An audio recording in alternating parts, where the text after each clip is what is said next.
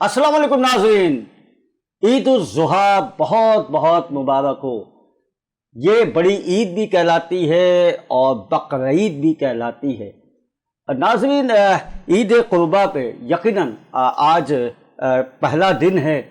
यकीनन आप लोग थक गए होंगे और कुछ लोग इस वक्त भी कुर्बानी का गोश्त तकसीम कर रहे होंगे और कुर्बानी के लिए कुछ लोग जानवरों की खिदमत कर रहे हैं और जिनके यहाँ कुर्बानी हो गई है यकीनन उन्होंने बेचारों ने रात दिन जाग जाग के उस जानवर की खिदमत की, चारा खिलाया और बहुत कुछ किया। फिर नमाज पढ़ने के बाद जब वो यकीनन घर पहुँचे तो यकीनन कुर्बानी में उन्होंने अपना हिस्सा लिया है या अपने घर जानवर लाए हैं तो उसको अल्लाह की राह में कुर्बान किया। तो मैं उन लोगों को भी बहुत बहुत मुबारकबाद देता हूँ कि जिन लोगों ने कुर्बानी की और अल्लाह ताला ने उन्हें ये तौफीक अता फरमाई। और उसके साथ साथ उन हज्जाज को भी मैं मुबारकबाद देता हूँ जिन लोगों ने इस साल हज की वो शहादतें हासिल की हैं, वो यानी कि हज पे गए और उन्होंने जिस तरह से अल्लाह ताला की इबादत की है। तो हाजियों को हमारी तरफ से, वीनस की तरफ से बहुत बहुत हज मुबारक। नाज़रीन, कुर्बानी के हवाले से बहुत सी बातें आप करते हैं कि कुर्बानी क्या है। इसी हवाले से आज हम बात करेंगे और उसके साथ साथ हम जानने की कोशिश करेंगे कि ये कुर्बानी जो है ये किस किस तरह से होती है और इसके लिए कौन कौन से जानवर हम ज़िबाह कर सकते हैं। हज़रत इब्राहीम अलैहिस्सलाम ने अपने बेटे की कुर्बानी देने के लिए, जैसा कि अल्लाह का हुक्म था कि अपने बेटे की कुर्बानी दो, तो वो अपने बेटे को लेके चले और उन्होंने अपने बेटे को लिटा के जैसी ही छुरी उस पर फेरने की कोशिश की तो वहाँ पे एक जानवर आ गया। अल्लाह ताला ने उनका इम्तिहान लिया था और ऐसा इम्तिहान कि जिसके लिए यानी कि आज के दौर में अगर हम देखें या पिछले दौर में हम देखें तो कोई ऐसी कुर्बानी नहीं देगा कि अपने बेटे की कुर्बानी दे। उन्होंने हज़रत इब्राहीम अलैहिस्सलाम ने ये कुर्बानी दी और दुनिया को एक नया पैगाम दिया कि अल्लाह की राह में जो कुछ भी हो सकता है मोहब्बत में उसकी चाहत में कुर्बान कर दो। तो नाज़रीन, इसी के हवाले से आज हम बात करेंगे। तो हमारे साथ इस वक्त स्टूडियो में मौजूद हैं मुफ्ती जनाब अब्दुल रऊफ़ साहब, हम आपको खुशामदीद कहते हैं। और इन्हीं के साथ ही मौजूद हैं अक़लियती यानी कि हिंदू स्कॉलर हैं और माहिर तालीम हैं जनाब प्रोफेसर मनोज चौहान साहब, हम आपको भी खुशामदीद कहते हैं कि आप तशरीफ़ लाए। और नाज़रीन, मेरे इस साइड पे मौजूद हैं सीनियर फिल्म डायरेक्टर और भट्टी पिक्चर्स के चीफ असिस्टेंट डायरेक्टर जनाब खालिद महबूब साहब। खालिद महबूब साहब, हम आपको भी खुशामदीद कहते हैं। तो हम अपने प्रोग्राम का आगाज़ करेंगे मुफ्ती अब्दुल रऊफ़ मदनी साहब आपकी तरफ से कि सबसे पहले तो आप ईद कुर्बा के हवाले से ज़रा सा बताएं कि ईद कुर्बा क्यों है और किस लिए मनाते हैं। बिस्मिल्लाह वल्हम्दुलिल्लाह वस्सलातु वस्सलामु अला रसूलिल्लाह सल्लल्लाहु अलैहि वसल्लम। सबसे पहले तो ईद के इस पुरमसरत मौके पर आसिफ शर्मिला साहब आपका बहुत बहुत शुक्रगुजार हूँ, वीनस टीवी की पूरी टीम का शुक्रगुजार हूँ और सभी के तवस्सुस से मैं सब अफराद को ईद मुबारक भी कहूँगा। और जिस तरह जो टॉपिक आपने आज जिसका इंतखाब किया है, आज के दिन के एतबार से भी ये बहुत ज़्यादा अहमियत का हामिल है कि ईद उल ज़ुहा को या ईद कुर्बान को कुर्बान क्यों कहा जाता है। देखें, जो भी चीज़ें अल्लाह और उसके रसूल सल्लल्लाहु अलैहि वसल्लम ने हमारी ज़िंदगी में हम पर फ़र्ज़ किए हैं, वाजिब किए हैं, वो जस्ट एक परफॉर्मेंस नहीं है, एक परफॉर्म नहीं है, एक अमल नहीं है, बल्कि उसमें एक सबक मिन्हा है, उसके अंदर एक दर्स छुपा हुआ है। उस दर्स की, उस सबक की रूह तक हमें पहुंचना चाहिए। देखो ना, ये नहीं है कि आपने जैसे कहा ना, बड़ी मेहनत होती है ایک تو آپ لاکھوں کا جانور لے کے آتے ہیں، پھر لانے سے پہلے اس کے لیے مختلف منڈیوں میں جاتے ہیں، مختلف لوگوں سے رابطے کرتے ہیں، دان چیک کرنے کا ایک مشکل مرحلہ ہوتا ہے، پھر اس کے بعد اس کے اندر کوئی عیب نہ ہو، پھر اس کے بعد گھر لا کے اس سے کسی طرح کی کوئی تکلیف نہ ہو، پھر اس کے بعد اس کی کٹائی پٹائی کا جو حساب کتاب ہے، پھر اس کے بعد اس کی تقسیم کا جو حساب کتاب ہے، وہ ساری محنت بندہ کیوں کرتا ہے؟ صرف اس لیے کہ میں قربانی کر رہا ہوں؟ بلکہ یہ پوری جو محنت ہے یہ ایک سبق ہے کہ اے انسان، تجھے اللہ رب العالمین نے فالتو نہیں بھیجا ہے، تیرا تعلق تیرے رب سے جڑا ہوا ہونا چاہیے۔ بالکل تیرا تعلق تیرے رب سے جڑا ہوا ہونا چاہیے۔ پھر سب سے بڑا پیغام اس کا یہ ہے کہ یہ قربانی ہمیں یاد دلاتی ہے، جس طرح آپ نے کہا حضرت ابراہیم علیہ السلام کی جی قربانی ہمیں یاد دلاتی ہے حضرت اسماعیل علیہ السلام کی۔ علامہ اقبال رحمۃ اللہ علیہ نے فرمایا تھا نا کہ یہ فیضان نظر تھا کہ مکتب کی کرامت تھی، سکھائے کس نے اسماعیل کو آداب فرزندی۔ یہ آداب سکھاتا ہے، یہ زندگی گزارنا سکھاتا ہے، یہ بتاتا ہے کہ اے انسان، جس رب نے تجھے پیدا کیا ہے اس رب سے غافل نہیں ہونا ہے، اس رب کے ساتھ اتنا تیرا کنیکٹیوٹی اتنی مضبوط ہو کہ وہ رب تجھ سے کسی چیز کا تقاضا کرے تو تو وہ کرنے کے لیے کر گزرے۔ اچھا، کس کس جانور کی قربانی جائز ہے جو ہم عید قربانی کرتے ہیں؟ کیونکہ عموماً ہم نے دیکھا ہے کہ گائے ہے، بھینس ہے، اونٹ ہے، بکری ہے، بکرا ہے، دمبا ہے، ان کی زیادہ تر قربانی کی جاتی ہے۔ اس کے علاوہ بھی کوئی جانور ہے جس کی قربانی کر سکتا ہے؟ 8ویں پارے میں اللہ رب العالمین نے اس مضمون کو بیان فرمایا ہے، فرمایا سمانیت ازواج، 8 جوڑے ہیں۔ باقاعدہ اللہ تعالیٰ نے اس کو واضح کیا، 8 جوڑے حلال جانوروں میں ایسے ہیں جن کی قربانی کی جا سکتی ہے۔ میں آپ کے پروگرام کے توسط سے ایک بات ناظرین کی نظر کروں گا کہ جن جانوروں کی قربانی کی جاتی ہے صرف وہی جانور حلال نہیں ہے، حلال جانور اس سے زیادہ ہیں، لیکن قربانی صرف ان جانوروں کی ہوگی۔ ان میں کون ہے؟ ان میں 2 اونٹ اور اونٹنی، اور 2 گائیں اور بیل، 4 ہو گئے، اس میں بھینس بھی شامل ہے، اور 2 بکرا بکری، 6 ہو گئے، اور ایک اس میں جو جوڑا ہے وہ بھیڑ اور دمبا، یہ بھی اس میں شامل ہے۔ تو یہ 4 مخصوص قسم کے میل فیمیل جانور قرآن مجید نے بیان فرمائے ہیں۔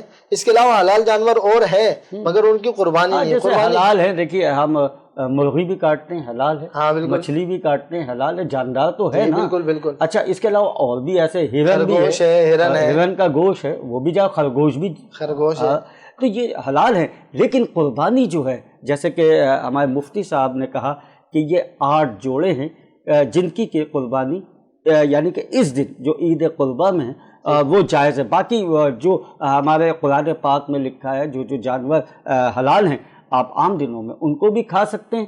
تو میں آپ کی طرف آؤں گا پروفیسر منوج چوہان صاحب، کہ ظاہر ہے کہ آپ کے کوئی تہوار ہوتا ہے، دیوالی ہے یا دیگر تہوار ہوتے ہیں، تو پاکستان میں آپ وہ تمام تہوار مناتے ہیں، ایسے ہی ہم آپ کی خوشیوں میں شریک ہوتے ہیں، آپ کی عید میں شریک ہوتے ہیں۔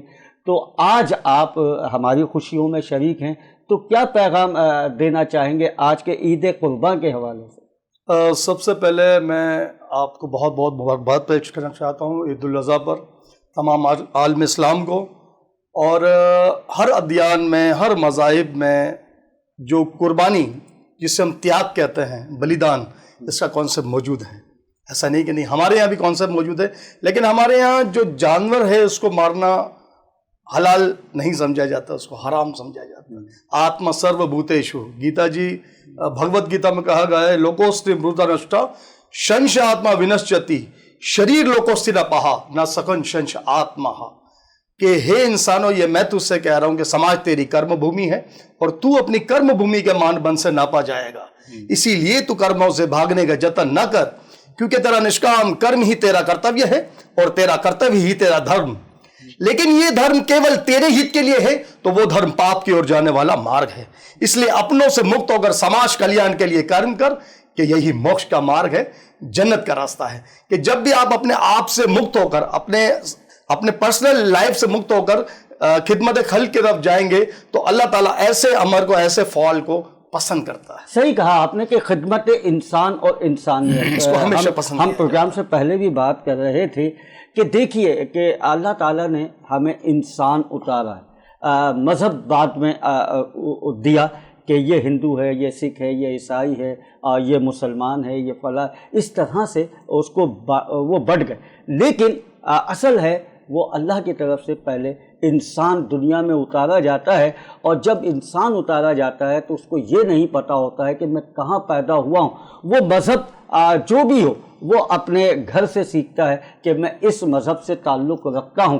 لیکن ہم دیکھتے ہیں جیسے کہ ہم بھارت میں سنتے ہیں، آئے دن اخبارات میں خبریں پڑھتے ہیں، ٹیلی ویژن پہ دیکھتے ہیں کہ وہاں پہ اگر کوئی گائے ذبح کر دیے تو وہاں فسادات ہو جاتے ہیں. لیکن آپ پاکستان میں دیکھتے ہیں کہ آپ کا تہوار ہوتا ہے یا کچھ ہوتا ہے تو یہاں پہ کوئی ایسی چیز آپ کو نظر آتی ہے؟ نہیں. یہاں پر دیکھیں نا، مسلم مذاہب اپنے مذہب کا احترام کرتے ہیں، وہ بالکل عید منائیں گے، ہم ان کی خوشی میں شریک ہیں.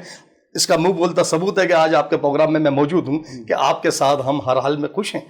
وہ اپنے مذہب کا احترام کرتے ہیں. سناتن دھرم کہتا ہے کہ آتما سرو بھوتیشو، اللہ تعالیٰ نے جو مخلوق پیدا کی جاندار، اس میں جان ہے، آپ اس کو قتل نہیں کر سکتے. وہ سناتن دھرم کہتا ہے. ہمارا فلسفی اس میں تھوڑا سا ڈیفرنٹ ہے. یہ کہنا چاہوں گا میں، کسی شاعر نے کہا ہے کہ اپنا غم لے کر اور کہیں نہ جایا جائے، گھر کی بکھری ہوئی چیزوں کو سجایا جائے، گھر سے مندر بہت دور ہے، چلو یوں کر لیں کسی روتے ہوئے بچے کو ہنسایا جائے. کیا بات ہے، کیا بات ہے. تو یہ ہے اصل بات. اچھا، ہمارے ساتھ تیسرے گیسٹ بھی یہاں پہ موجود ہیں. جیسا کہ میں نے آپ کو بتایا کہ بھٹی پکچرز کے چیف اسسٹنٹ ڈائریکٹر بھی رہے، اور اس کے ساتھ ساتھ فلم ڈائریکٹر بھی ہیں، اور آج کل بھی ایک فلم پہ کام کر رہے ہیں. تو ہم ان سے وہ بھی جاننے کی کوشش کروں گا. خالد محبوب صاحب، جہاں یہ ہم مذہبی بات کر رہے ہیں اور دنیاوی حساب سے بھی ہم بات چیت کو لے کے آگے بڑھیں گے. جی. ایک وقت تھا جب کوئی عید آتی تھی یا کوئی تہوار آتا تھا، اس وقت فلمیں بڑی ریلیز ہوا کرتی تھی. جی. آج بھی ریلیز ہوتی ہیں، لیکن وہ ریشو کم ہے. آپ کے دور میں، آپ کے وقت میں بہت زیادہ ہوتا تھا کہ عید آنے والی ہے، اس سے پہلے فلموں کی پبلکسٹی، فلموں کی ایڈورٹائزمنٹ جو بھی ہوتا تھا وہ ہوتا تھا. لیکن آج کل کم دیکھنے میں نظر آتے ہیں. اس کی وجہ کیا ہے؟ ایکچولی فلم انڈسٹری تو بند ہو چکی ہے. میں بھی پچھلے دنوں لاہور گیا تھا، اور آپ یقین کریں کہ میرے بے اختیار میرے آنسو نکل آئے تھے کہ وہاں جہاں دن رات کام ہوتا تھا، وہاں لومیں لگی ہوئی ہیں، کپڑا بنا جا رہا ہے. وہاں کوئی اسٹوڈیو نہیں ہے. اب اگر کوئی فلم کا کام ہو بھی رہا ہے تو انڈیپینڈنٹلی وہ آؤٹ ڈور کیمرے لے جاتے ہیں، شوٹ کر کے لے آتے ہیں. لیکن سر فلمیں تو بن رہی ہیں نا، فلمیں تو بن رہی ہیں. ہاں، انڈسٹری جیسے کہ ہوتا تھا، ایک ہوتا تھا ایوری ڈے ہوتا تھا، شاہ نور اسٹوڈیو ہوتا تھا، کراچی میں بھی اسٹوڈیو ہوتے تھے فلم کے، وہاں سیٹ وغیرہ لگتے تھے. ٹھیک ہے، وہ ختم ہو گئے. لیکن یہ ہے کہ فلمیں تو بن رہی ہیں. ہاں، یہ ہے کہ اس طرح سے نہیں ہوتا تھا جیسے پہلے بقرعید پہ یا 14 اگست پہ یا اس پہ حب الوطنی کے حوالے سے یا عید کے حوالے سے یا کلچر کے حوالے سے فلمیں بنا کرتی تھی. لیکن اب ہم وہ کب دیکھ رہے ہیں؟ اب گلیمر زیادہ آ گیا. اس کی وجہ یہ ہے نا کہ سینما سب ختم ہو گئے پاکستان سے. صرف ایک سینما ہے کیپری جو انگلش موویز چلا رہا ہے آج تک. ادروائز لاہور کے سارے سینما بند ہو گئے. فلم انڈسٹری بالکل تباہ ہو گئی.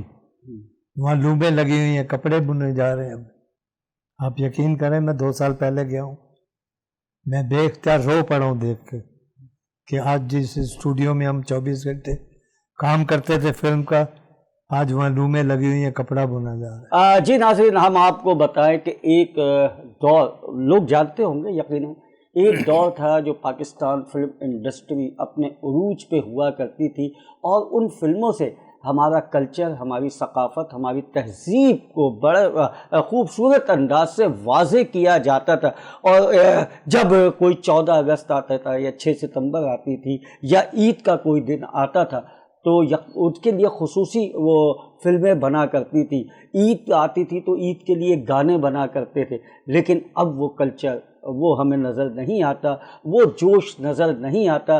اب یہ کیوں ہوا اور کیسے ہوا؟ جبکہ ہم سب سے زیادہ، اگر آپ دیکھیں، اگر ہم اپنے پڑوسی ملک کی بھی اگر بات کرتے ہیں تو وہ اپنے کلچر کو، اپنی ثقافت کو اور اپنی تہذیب کو اپنی فلموں کے ذریعے سب سے زیادہ یعنی کہ عروج دیتے ہیں. لیکن ہمارے یہاں اس پہ سب سے زیادہ زوال آیا ہوا ہے. اس پہ بھی مزید ہم بات کریں گے اور دیگر باتوں پہ بھی بات کریں گے. لیکن یہاں پہ ہوا ایک چھوٹے سے بریک کا وقت. تو یوں گئے اور یوں آئیے گا, آپ کہیں مت جائیے گا, بس ایسے گئے اور ایسے آئے. بریک. Welcome back.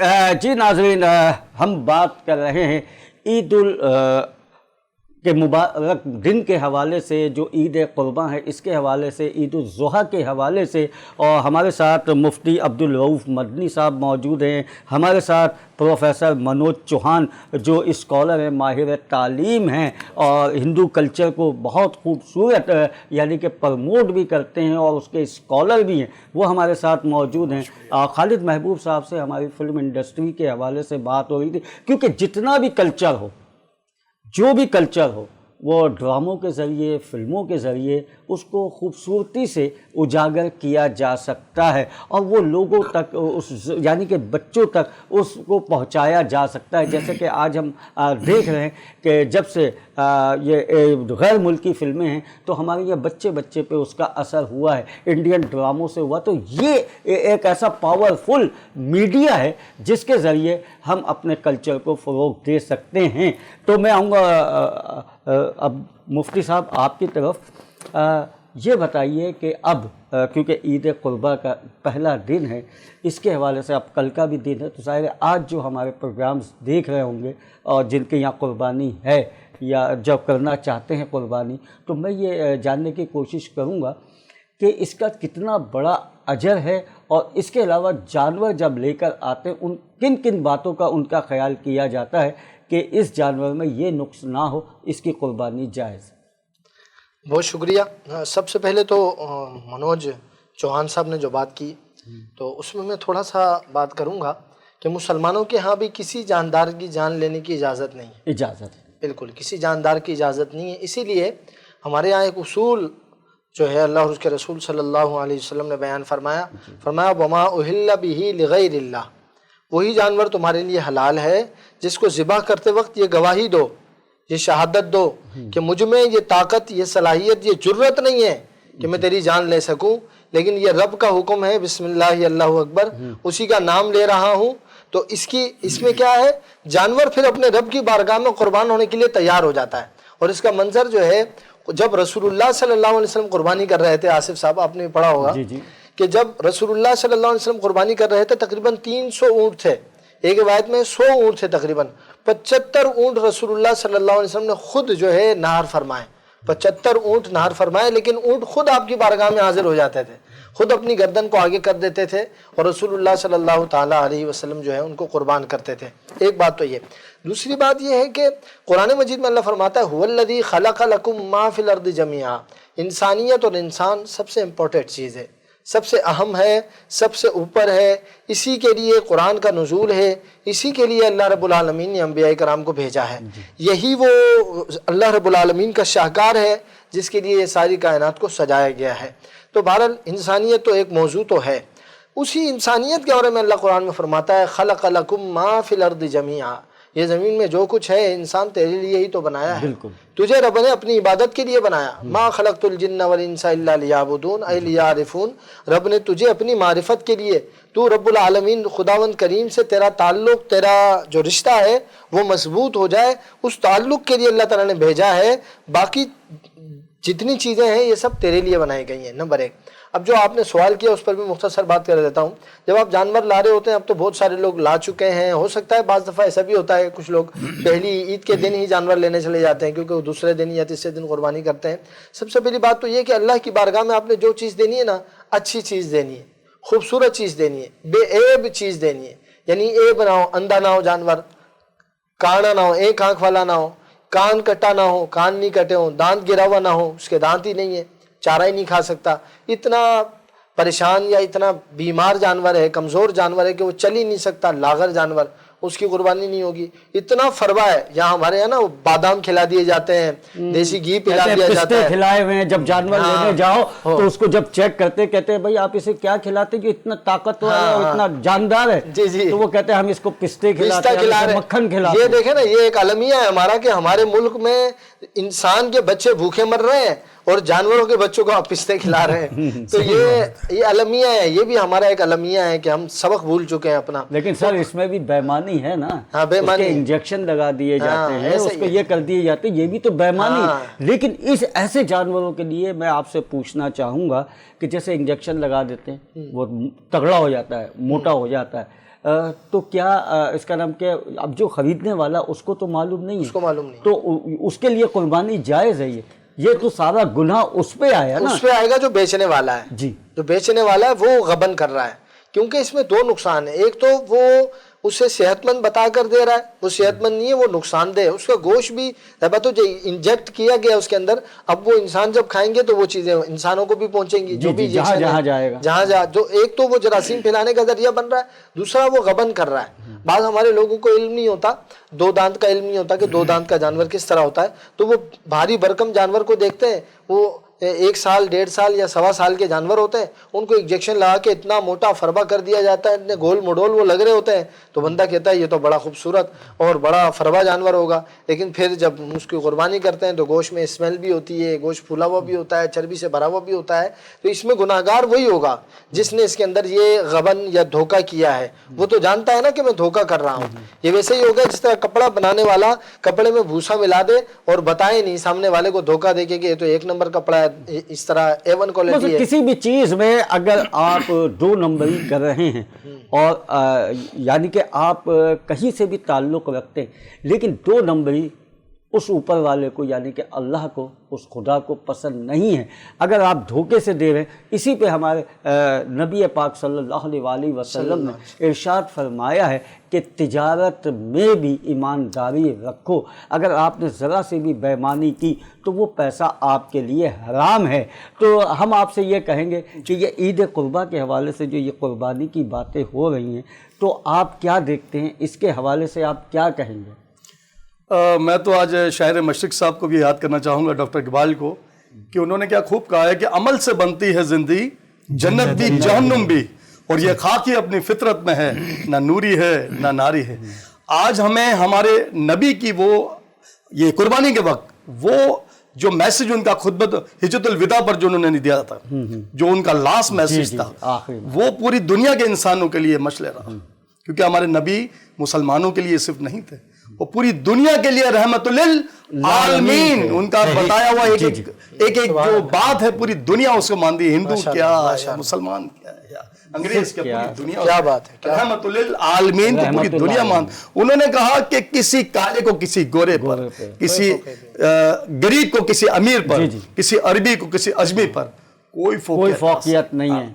اور انہوں نے یہ بھی کہا کہ عورتوں کا احترام کریں, غریب بچوں ناداروں کی خدمت کریں, اور اپنی زندگی کو مشعل راہ بنائے. جس طرح میں نے یہ کام کیا, چھوٹی سی عمر لے کر آئے, پوری دنیا آج تک انہیں یاد کرتے, تا قیامت انہیں یاد کرے گے. میں تو ان کے میسج اچھا, ہم جیسے کہ بالکل کہنا چاہوں. دیکھیے آپ تو پاکستان میں رہتے ہیں, آپ پاکستانی ہیں اور محب وطن ہیں آپ, اور ہم ایک دوسرے کا احترام کرتے ہیں یہاں. لیکن جیسا کہ ہم دیکھتے ہیں کہ بھارت میں جس طرح سے مسلمانوں پہ ظلم کیا جا رہا ہے, جس طرح سے بھارت سے خبریں آتی ہیں کہ تہوار ہوتا ہے یا اذان ہوتی ہے, اس کے حوالے سے وہاں پہ مسلمانوں پہ ظلم کیا جاتا ہے, تو اس کے حوالے سے آپ کیا دیکھتے ہیں؟ دیکھیں, میں پاکستان سے ہمیشہ ابھی لاہور میں گیا تھا, ایک پروگرام تھا, اور جب بھی ہمارے نبی کے لیے, مسلمانوں کے لیے پوری دنیا میں, چاہے وہ کشمیر ہو, فلسطین ہو, برما ہو, سیریا ہو, پوری دنیا میں جہاں بھی بربریت کا اور ظلم کا سلسلہ شروع ہو جاتا ہے, بینگ اے پاکستانی, بینگ ایک ہیومنٹی, میں نے ہمیشہ اس پر آواز اٹھائی ہے. اور بھارت میں تو یہ جب سے مودی سرکار آئی ہے, انہوں نے یہ سسٹم کو بڑا تہس نہس کر دیا, اور وہاں کی جو منورٹیز ہیں, جو مسلمان ہیں, اس پر واقعی میں بڑا ظلم کرتے ہیں. میں نے ہمیشہ سے ان کو شدید الفاظوں میں کنڈیم کیا ہے. ابھی جی ٹی وی کے ایک پروگرام میں بھی اس کو بڑا پرموٹ کیا گیا تھا, جب میں نے مودی کے لیے ڈائریکٹ بڑے بیڈ الفاظ کہتے کہ آپ نے ہمیشہ سے یہ مسلمانوں پر ظلم کیا, آپ کو یہ بھی خیال کرنا چاہیے کہ برابر میں پاکستان ہے, اور وہاں ہمارے ہندو کمیونٹی کے جو لوگ رہتے ہیں, تو وہ ایکشن کا ریئیکشن ہو سکتا ہے یہ بھی, لیکن کبھی انہوں نے نہیں سوچا. اور یہ عمل جو ہے یہ ہمیشہ اس کا صحیح نہیں رہا. جی, ہمیشہ آپ نے دیکھا ہے کتنی بڑی بات ہو جائے, لیکن پاکستان میں کبھی بھی ایسا نہیں ہوا کہ کسی کی یعنی کہ عبادت گاہوں کبھی نہیں، کبھی کوئی ہمارے یہاں ایسی کبھی بات نہیں کی ہو یا ان لوگوں کو یہ احساس دلانے کی کوشش کی ہے کہ جی دیکھیں آپ کے جو مذہب سے تعلق رکھنے والے لوگ ہیں وہ ہمارے مسلمانوں پہ کتنا ظلم کر رہے ہیں. امن سے آپ کے یہاں شادی بیاہ بھی ہوتی ہے، بالکل آپ کے یہاں پہ سارے تہوار custom بھی ہوتے ہیں. بات ہے، اور یہ نہیں کہ صرف ہندو کی میں بات کر رہا ہوں، میں کرسچنوں کی بھی بات کر رہا ہوں، میں سکھوں کی بھی بات کر رہا ہوں، میں یہودیوں کی بھی بات کر رہا ہوں، میں سب کی بات کر رہا ہوں. لیکن واحد ایک پاکستان ایسا امن کا گہوارہ ہے ناظرین کہ تمام مذاہب کے لوگ پاکستان میں اپنے تہوار بڑے خوشی سے اور خوش اسلوبی سے مناتے ہیں، بلکہ یہاں کے لوگ آپ کے ساتھ شامل ہوتے ہیں، برملا کہنا مندروں چاہوں تک میں گا جاتے کہ ہیں. پاکستان میں لیکن ان یہ سے کیا زیادہ چیز ہے، سیکیور، میں یہاں سے کیونکہ ظاہر ہے ہمارا پروگرام جو ہے پوری دنیا میں دیکھا جاتا ہے، میں یہاں سے یہ میسج دینا چاہوں گا کہ کیا آپ کے اندر انسانیت ختم ہو گئی ہے؟ کیا آپ کے مذہب یہ سکھاتا ہے کہ صرف ہمارا ہی مذہب ہے، دوسرا کوئی مذہب نہیں ہے؟ اگر یہ ہے تو پھر آپ انسان بھی نہیں ہیں. آپ کیا کہیں گے؟ بالکل برملا کہنا چاہوں گا کہ پاکستان میں جو بھارت ہے وہاں سے بہت زیادہ یہاں پر ہم کسٹمز بھی نبھاتے ہیں، سارے فیسٹیول سیلیبریٹ کرتے ہیں جی. اور کبھی کوئی خوشگوار ناخوشگوار واقعہ یہاں پر ہمیں کبھی پیش نہیں آیا، بلکہ کبھی- زیادہ سیکیور کبھی بھی. ہیں، سرکشت بھی ہیں اور طرز زندگی بھی بہت لیونگ اسٹینڈرڈ بہت ہائی ہے پاکستان میں. میں یہی کہنے بالکل کی ایسے ہی کوشش کروں گا. دیکھیے آج ہم یہ بات کریں اور اس کے ساتھ ساتھ ہم ایک مسئلہ جو کہ انٹرنیشنل معاملات ہے کشمیر کے حوالے سے، آپ دیکھیں کہ ہمارے کشمیر کے بہن بھائی ہمارے بزرگ کس طرح سے آزادی کی جنگ لڑ رہے ہیں، کس طرح سے آزادی کے لیے بات کر رہے ہیں، اور وہاں پہ بھی کتنا ظلم کیا جا رہا ہے مسلمانوں پہ، جبکہ انہوں نے صاف لفظوں میں یہ کہہ دیا کہ ہمیں آزادی چاہیے. لیکن وہاں پہ بھارت جس طرح سے ظلم اور بربریت کر رہا ہے، تو آج کے دن کیونکہ یہ قربانی کا دن ہے،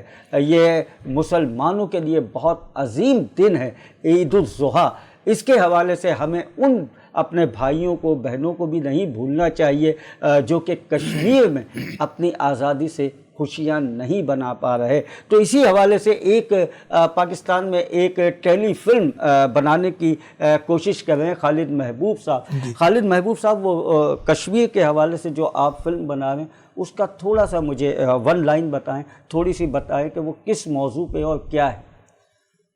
سر ان کی آزادی کے لیے وہ جدوجہد جو کر رہے ہیں، میں اس پہ میرا ایک تھیم سانگ لکھا تھا، میں چاہوں گا وہ آپ کو سناؤں میں. جی جی بالکل بالکل بالکل، کشمیر کے کیونکہ حوالے آج سے ہم ان کشمیری بھائیوں کو بالکل فراموش نہیں کر سکتے ہیں جو کہ یقیناً وہاں پہ اگر کوئی جانور کاٹے تو ان کے اوپر ظلم ہوتا ہے، وہ مساجد جاتے ہیں تو ان کو مساجد سے بھی روکا جاتا ہے، اور ہم آج ان کی آواز بھی بننا چاہتے ہیں. جی تو پیش خدمت ہے، کب تک اپنے پاؤں میں غم کی زنجیر رہے گی، آخر کب تک اپنے پاؤں میں غم کی زنجیر رہے گی، غم کی زنجیر رہے گی. واہ واہ واہ واہ. کب تک غیر کے ہاتھوں میں اپنی تقدیر رہے گی، ہاں ہاں ہاں ہاں.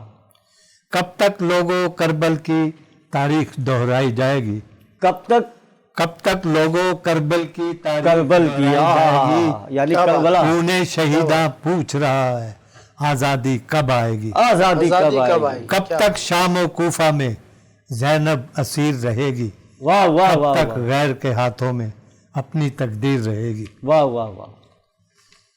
کیا بات. پھولوں کی وادی میں کب تک آگ کے شعلے برسیں گے، پھولوں کی وادی میں کب تک آگ کے شعلے برسیں گے، کب کب تک گھر کے مالک گھر کی دیواروں کو ترسیں گے، کیا بات ہے. واہ واہ کب واہ. تک گھر کے مالک گھر کی دیواروں کو ترسیں گے، بے شک بے شک. جنت نہ چھوڑیں گے مر کر یہ تدبیر رہے گی، کب تک غیر کے ہاتھوں میں اپنی تقدیر رہے گی، واہ واہ واہ. کیونکہ جنت نظیر بالکل. کشمیر.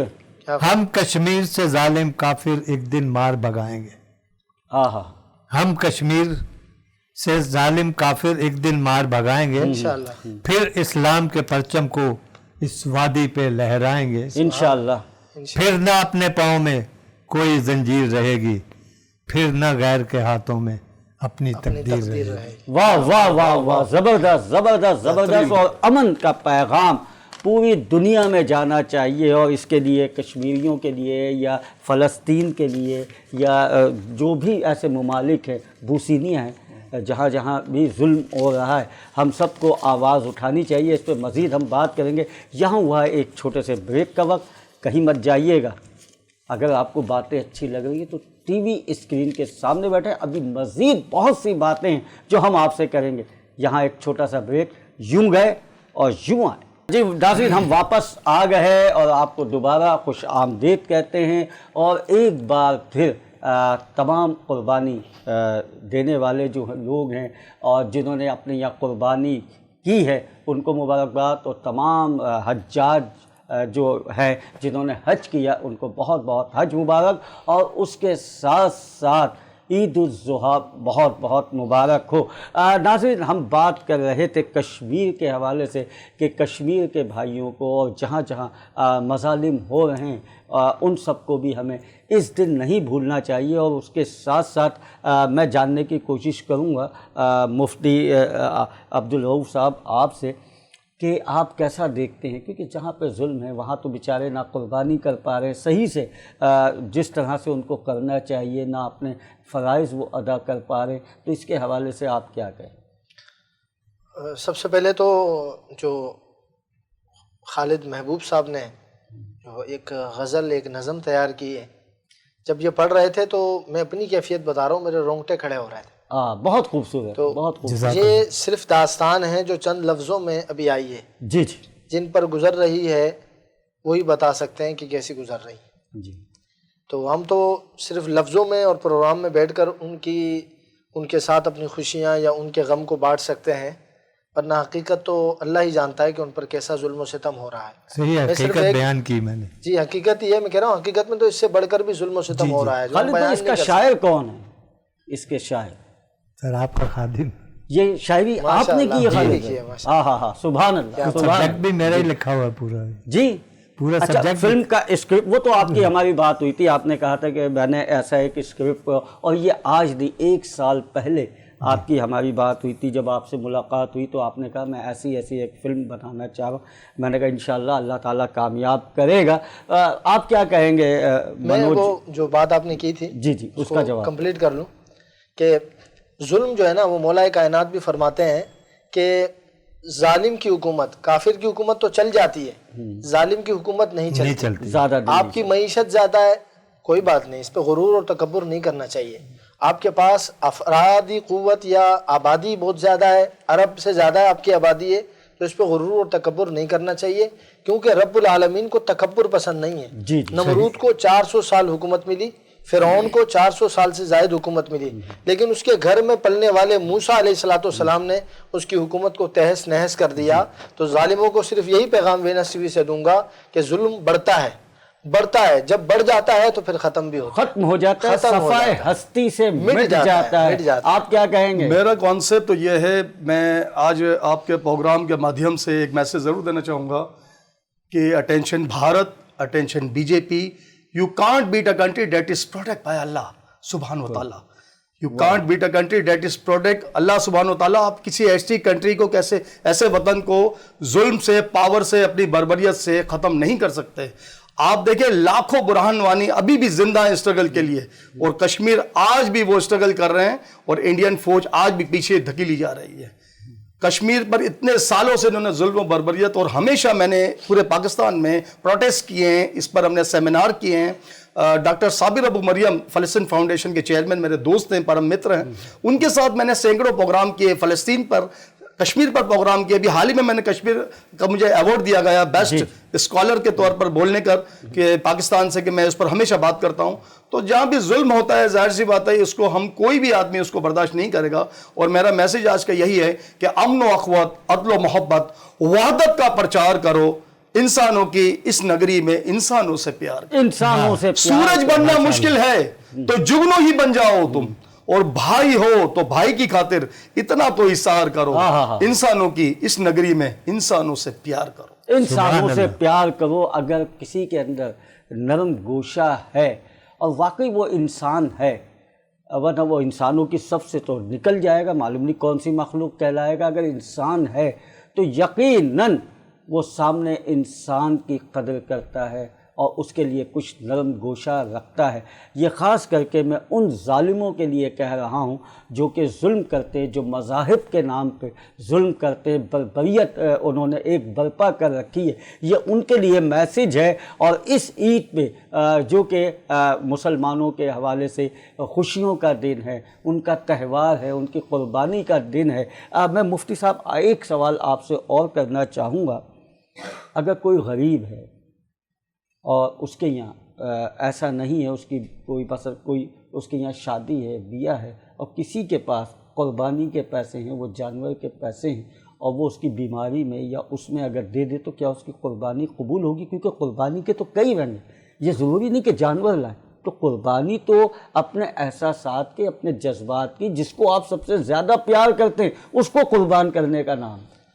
اس میں سب سے پہلے تو رسول اللہ صلی اللہ علیہ وسلم کی حدیث مبارکہ ہے، پیارے آقا صلی اللہ علیہ وسلم نے ارشاد فرمایا کہ عید کے یہ جو دن ہے نا، 10، 11، 12 تین دن جو ہے، ان 3 دنوں میں اللہ رب العالمین کو سب سے زیادہ جو پسندیدہ عمل ہے وہ جانور قربان کرنا ہے۔ سب سے پہلے تو اس کا الٹرنیٹ کوئی بھی نہیں ہے، کوئی بھی افضل الٹرنیٹ اس سے نہیں ہے۔ دوسری بات، آپ کے سامنے 2 چیزیں آ جاتی ہیں بعض دفعہ جو آپ نے کی نا، کہ اب ایک آپ کے پڑوس میں یا آپ کے رشتہ داروں میں کوئی غریب خاتون ہے، بچی ہے، اس کی شادی کا یا کوئی اور ایسا تہوار ہے یا کوئی مسئلہ ہے ان کا جس کو آپ نبھا سکتے ہیں، تو آپ یہ دیکھیں کیا ایسا ہو سکتا ہے کہ آپ قربانی جہاں 5 لاکھ کی کر رہے ہیں وہاں 1.5 لاکھ کی بھی تو ہو سکتی ہے۔ وہ 3.5 لاکھ روپے جو ہے آپ اس میں لگا دیں، آپ 2.5 لاکھ کی قربانی کر لیں، 2.5 لاکھ روپے منی سیو کر کے آپ وہ اس میں لگا دیں۔ کیا خوبصورت بات ہے، اس کی تو آپ کو اجازت ہے، لیکن یہ نہیں ہو سکتا کہ آپ قربانی کو چھوڑ دیں اور قربانی کی جگہ جو ہے آپ یہ کہیں میں لوگوں کی خدمت کروں گا، یتیموں کی مدد کروں گا۔ نہیں، دیکھیں شرمیلا صاحب، جو شخص 2 لاکھ کی قربانی کر سکتا ہے نا، تو وہ 1 لاکھ روپے مزید بھی نکال سکتا ہے۔ ظاہر سی بات ہے 2 لاکھ کی قربانی کر رہا ہے تو وہ 2 لاکھ کی نہ کریں، 1 لاکھ کی کریں۔ اگر 1 لاکھ کی ضروری نہیں ہے تو آپ بکرے پر آ جائیں، قربانی مقصود ہے نا۔ جی قربانی مقصود ہے۔ اگر آپ دیکھتے ہیں کہ کوئی پریشان حال ہے یا کسی کے ساتھ کوئی ایسا مسئلہ ہے، تو آپ جہاں 3 لاکھ کا، 2 لاکھ کا یا 2.5 لاکھ کا یا 1 لاکھ کا کوئی جانور لے رہے ہیں، تو آپ تھوڑا سا اس کی مدد کرنے کے بعد کوئی جیسے کہ بکری ہے یا بکرا ہے یا کچھ اس طرح کا ہے، آپ وہ جانور لے لیں۔ لیکن بعض حصے ہوتے ہیں صاحب جن کے پاس نہیں ہے، تو آپ حصہ بھی لے سکتے ہیں، تو وہ بھی قربانی آپ کی مانی جائے گی۔ اور بلکہ اگر آپ کسی کی مدد کر کے، انسانیت کی خدمت کر کے اگر آپ وہ قربانی کریں گے تو اللہ تعالیٰ اس کو بہت پسند کرے گا، بہت زیادہ آپ کی قربانی کو وہ اللہ تعالیٰ اپنے نزدیک لے کر آئے گا اور اس کا اجر بہت بڑا دے گا۔ آپ کیا کہیں گے اس کے حوالے سے، یہ قربانی کے حوالے سے؟ بالکل، دیکھیں قربانی اللہ تعالیٰ کے نزدیک ایک بہت ہی اچھا فعل ہے، اچھا عمل ہے، لیکن ہمیں سوچنا چاہیے کہ اس وقت ہمارے ملک کی کیا دشا ہے، یہ بہت ضروری ہے۔ دیکھنا چاہیے کہ اس وقت مہنگائی کی کیا شرح ہے، ایک غریب آدمی کس طرح کچھ لے جا رہا ہے۔ تو ہمیں مفتی صاحب نے بہترین بات کی، ایک عمدہ بات کی، آج کا جو میسیج ہے سمجھے اس بات پر ختم ہے کہ ہمیں یہ ضرور سوچنا ہے کہ 5 لاکھ کی جو قربانی ہم کر رہے ہیں، اگر اس میں سے کچھ غریبوں کے لیے ہو سکتا ہے کچھ، تو ہم اس میں ضرور کریں۔ اچھا ایک چیز منوج چوہان صاحب، جی آپ کی بات کاٹوں کیونکہ میرے پاس کچھ سیکنڈ رہ گئے ہیں۔ منوج چوہان صاحب، یہ جو آپ نے بات کی بہت پیاری بات کی ہے۔ اچھا صرف یہی نہیں ہے، ہم گوشتوں کے اچھی چیزیں اپنے فریزر، ڈی فریزر میں بھی رکھ لیتے ہیں، گوشت بھی ہم جمع کر لیتے ہیں۔ اصل قربانی کرنے کا مقصد ایک اور یہ بھی ہے کہ ان مستحقین تک وہ گوشت پہنچائیں جو کہ بیچارے اس سے محروم ہیں یا جو قربانی نہیں کر سکتے۔ ہم تو گوشت وہاں بھی بھجوا دیتے جن کے یہاں قربانی ہوئی ہے اور انہوں نے اپنے ڈی فریزر میں بھی گوشت رکھا ہوا اپنے حصے کا۔ تو ہمیں کوشش یہ کرنی چاہیے، زیادہ سے زیادہ غریب مسکینوں کو دیکھنا چاہیے کہ کون غریب مسکین ہے جو کہ اس کا حق رکھتا ہے، ہم ان تک وہ گوشت پہنچائیں، چاہے تھوڑا تھوڑا پہنچائیں، لیکن ان کے بھی وہ پیٹ تک پہنچ سکے، ان کی بھی زبان تک اس کا ذائقہ پہنچ سکے، اس کا بھی بہت اجر ہوگا۔ یہ آپ کی ذمہ داری ہے کہ وہ آپ دیکھیں کہ کون مستحق ہے اور کس تک یہ گوشت جانا چاہیے۔ میں خالد محبوب صاحب آپ کی طرف آؤں گا کہ آپ یہ ایک فلم بنا رہے ہیں اور ظاہر ہے کہ ایک طویل عرصے کے بعد آپ دوبارہ اس فلم کو بنا رہے ہیں، کیونکہ اب میرے پاس چھوٹا سا وقت ہے، تو جاتے جاتے عید کے حوالے سے کیا پیغام دینا چاہیں گے آپ؟ سر عید کے حوالے سے اللہ تعالیٰ خوشیاں نصیب کرے اس قوم کو، کوئی اچھے سربراہ آئیں اس ملک میں جو اس ملک کو سدھاریں، اس ملک کو برباد نہ کریں۔ یہ اللہ تعالیٰ کی اتنی بڑی نعمت مسلمانوں کو ملی ہوئی ہے جس کی قدر نہیں کر رہے ہیں، یہی میرا پیغام ہے۔ ہاں، اس کی قدر نہیں کر رہے۔ خالد محبوب صاحب، میں آپ کا شکریہ ادا کروں گا کہ آپ نے کافی وقت ہمارے اسٹوڈیو میں دیا، اور اس کے ساتھ ساتھ مفتی عبدالرؤوف صاحب مدنی صاحب، میں آپ کا بھی شکریہ ادا کروں گا کہ آپ جہاں تشریف لائے اور آپ نے وقت دیا اور کافی معلومات ہمارے چینلز کے ذریعے آپ نے دنیا بھر میں پہنچائی۔ اور میں منوج چوہان صاحب، آپ کا بھی شکریہ ادا کروں گا کہ آپ جہاں پہ تشریف لائے، آپ کا کافی مصروف زندگی ہے لیکن اس کے باوجود آپ ہمیں وقت دیتے ہیں، میں انتہائی مشکور ہوں آپ کا، اور خاص کر کے اس تہوار میں آپ نے جو وقت دیا اس کا ہم سب آپ کا شکریہ ادا کرتے ہیں۔ اور ناظرین، اسی کے ساتھ ہی آخر میں جاتے جاتے یہی میسج ہے، عید ہو یا کوئی بھی تہوار ہو، کسی کا بھی ہو، ہمارا دین اسلام ہمیں یہی سبق دیتا ہے کہ سب کا احترام کرو، محبت کا پیغام دو۔ یہ محبت کی خوشبو جہاں تک پہنچے وہاں تک یقیناً یہ خوشبو پہنچے گی، وہ آپ کے گرویدہ ہو جائیں گے۔ اور یہی پیغام ہمارے دین اسلام دیتا ہے کہ سب کی عزت کرو، سب کا احترام کرو، اور خاص کر کے کسی بھی ایسی چیز کا نقصان نہ پہنچاؤ جس سے کسی کا دل دکھے۔ اس بات کا خیال کیجیے گا کہ آج جو یہ تہوار ہے، ہماری ذات سے کسی کا دل نہ دکھے، ہمیں سب کا احساس کر کے چلنا ہے۔ یہی خوشیاں ہیں، یہی محبتیں ہیں، یہی پیار ہے۔ انشاءاللہ کل پھر ملاقات ہوگی، جب تک کے لیے اجازت دیجیے۔ اللہ حافظ و ناصر۔